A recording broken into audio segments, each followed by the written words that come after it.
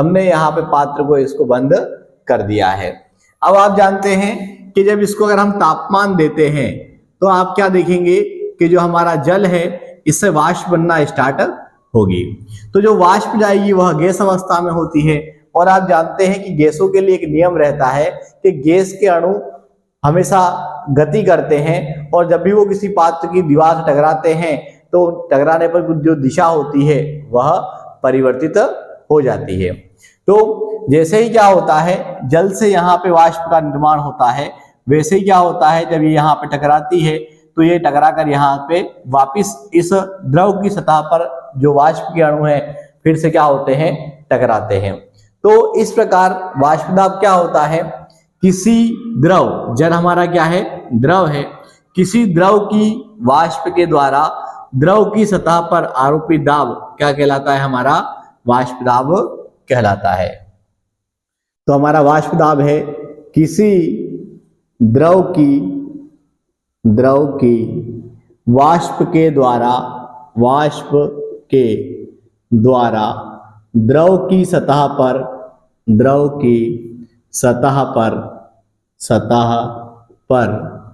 आरोपित दाब हमारा वाष्प दाब कहलाता है, वाष्प दाब कहलाता है। लेकिन यहां पर हमको केवल वाष्प दाब नहीं पढ़ना है, हमको पढ़ना है वाष्प दाब में आपेक्षिक अवनमन।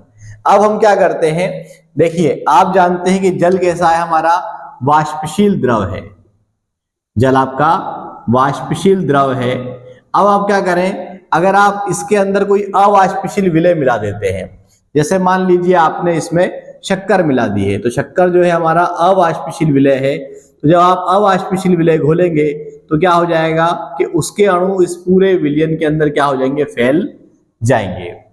अब हम ये देख रहे हैं कि पहले जो हमारी वाष्प थी, पूरे जो भी आपका पात्र था उसमें जल भरा हुआ था, तो पूरे उसकी सतह से, जो भी उस पात्र की सतह थी वहां से पूरे से क्या हो रहा था, वाष्प का निर्माण हो रहा था।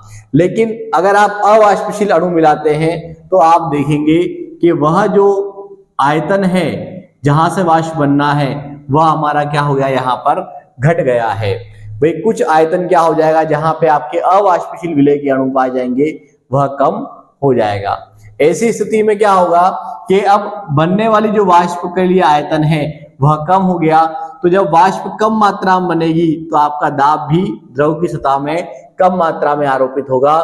तो यह घटना कहलाती है हमारी वाष्प दाब में आपेक्षिक अवनमन। देखिए क्या परिभाषा है, यदि इस द्रव में कोई अवाष्पशील विलय मिला दिया जाए जिससे, अब आप देखेंगे कि पहले हमारा ये द्रव था, जब आपने इसमें विलय मिलाया तो जिसमें मिलाया वो विलायक, जो मिलाया वो विलय, जिससे क्या बन गया हमारा ये विलयन, जिससे विलयन का वाष्प दाब घट जाता है। हमारा वाष्प दाब में आपेक्षिक अवनमन कहलाता है, आपेक्षिक अवनमन कहलाता है।